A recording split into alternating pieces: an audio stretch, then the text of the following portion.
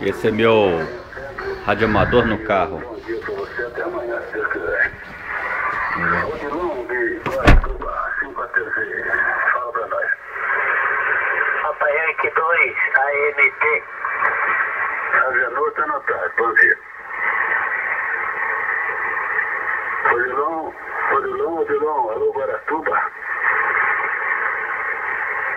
Odilon foi tomar chimarrão lá no beco, rapaz. Cadê o áudio? Tá bom, então, vamos lá. Depois a gente chama o Odilon novamente.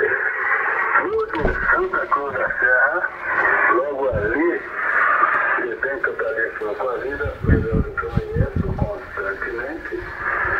Enquanto um coração se preocupar com o outro, né? Como é que é?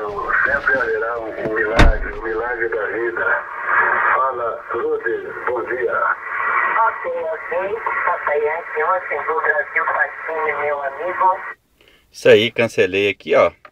Estação remota do PY4AZ, dentro do Jeep aqui, conforme mencionado no outro vídeo.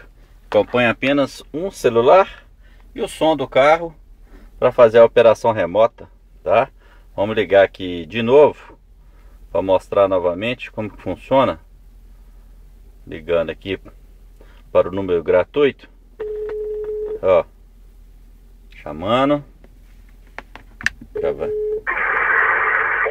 Aqui no Cimarrão, tá 20 graus, tem o sol de fora, céu azul.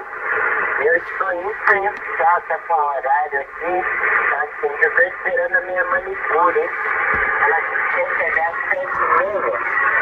Aí a gente tem aquela água esperta, né, para fazer os testes e as mãos. Aqui o volume do meu rádio. É o sistema remoto do PY4AZ.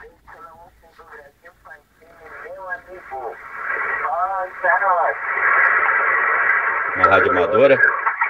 Cuidado com a manicure aí, ó, tirar um bife aí. Com esse filme, olha, tem que ter cuidado aí. Um abração pra você, muita paz, viu? O importante é ter. Esse aí é a operação remota PY4AZ, usando um telefone e um CD, né, normal aqui, usando o auxiliar dele para amplificar o áudio do telefone.